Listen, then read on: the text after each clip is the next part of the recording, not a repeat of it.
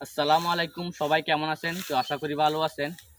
আপনাদেরকে গত 15 থেকে 20 দিন আগে একটা ভিডিও দিয়েছিলাম। এই দেখেন আমাদের এই গাছের জমিতে আমরা গাছের কাটিং লাগিয়েছি। তো আমরা যেদিনে গাছের কাটিংগুলো লাগিয়েছি তার পরের দিন থেকে পানি উঠে গেছে, অর্থাৎ বন্যার পানিতে গাছের কাটিংগুলো সবগুলো পানি নিচে তলিয়ে গেছে। তো আমাদের এই জমির মধ্যে আমরা এই সিমের বীজ রোপণ করতে আসলাম। তো আমরা এগুলো ফোর্স করে সিমের বীজ রোপণ করবো পুরো জমিতে। তো আসেন আপনাদেরকে দেখাই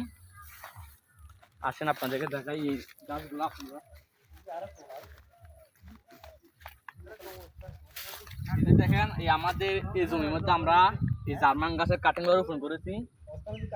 আমাদের এই জমিটা এই 8 থেকে 10% মতো হবে, 8% হবে, 10% হবে না, 8% হবে। আমাদের এই গাছের জমিতে আমরা আগে ধান চাষ করতাম। তো এই জমিটা যেহেতু একটু নিচু জমি, ধান চাষ করার যখন আমরা দানার তলাগুলো রোপণ করতাম তখন পানি উল্টে দেওয়ার পরে দানার তলাগুলো নষ্ট হয়ে যেত। সেই জন্য আমরা এই জমির মধ্যে এখন এই বছর নতুন আমরা চাষ করছি, গাছের চাষটা করছি। তো আমরা এই গাছের চারাগুলা যেদিন আমরা কাটিংগুলো লাগিয়েছি, অর্থাৎ আজকে লাগিয়েছি, কালকে থেকে পানি উঠে এরকম যেদিন লাগিয়েছো তার পরের দিন থেকে পানি উঠে গেছে। তো আপনাদেরকে ভিডিও দিয়েছিলাম, যখন ভিডিও দিয়েছিলাম তখন পানি ছিল, এক কোন মতো পানি ছিল। তো আমি বলছিলাম এই গাছের কাটিংগুলো মারা যাবে না, একটা গাছের কাটিং মারা যাবে না। তো এই বন্যার পানিতে মিনিমাম 10 থেকে 12 দিন ছিল পানি।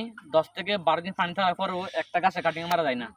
সবগুলা গাছের কাটিং থেকে গাছ বেরোতেছে। দেখেন এই যে দেখেন এই দেখেন গাছের কাটিং থেকে, সবগুলো গাছের কাটিং থেকে একটা কাটিং থেকে 2-3টা করে চারা বেরোতেছে।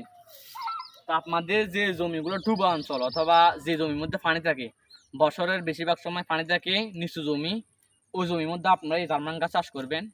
তা আমাদের এদিকে যেহেতু একটু পানি থাকে, কারণ 4-5 দিন যদি ভারী বৃষ্টি হয় আমাদের এদিকে পানি উঠে যায়, এই জন্য আমরা এই জার্মান গাছ চাষ করি। আমরা অন্যান্য গাছগুলো করি না, যেমন পাকচং গাছ আছে, তারপরে নেপিয়ার আছে, এগুলো আমরা যেহেতু আমাদের এদিকে নিচু জায়গায়, এই জন্য আমরা ওগুলো চাষ করি না। আমরা এই জার্মান গাছগুলো চাষ করে থাকি।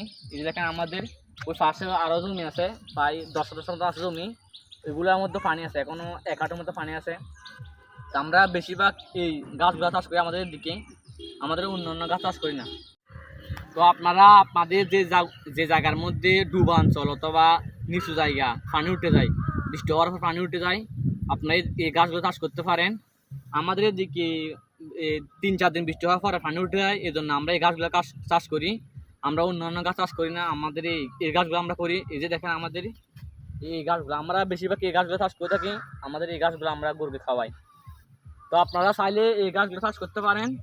এগুলো পানির মধ্যে মারা যায় না, এগুলা 10-15 দিন পর্যন্ত পানির নিচে থাকবে। আপনি যদি গাছের গোড়া একদম কেটে ফেলেন তা 5-10 দিন পর পর্যন্ত থাকবে। আর বেশি লং টাইম যদি থাকে পানি তাহলে মারা যাবে। আর এমনিতে এই গাছগুলো মারা যায় না। আপনার যদি পানির মধ্যে যে গাছগুলো করবেন এই গাছগুলো অবশ্যই করবেন, মানে অর্থাৎ যে জমির মধ্যে পানি থাকে, বছরের বেশিরভাগ সময় পানি থাকে, আপনারা ওই জমির মধ্যে এই গাছগুলো চাষ করবেন।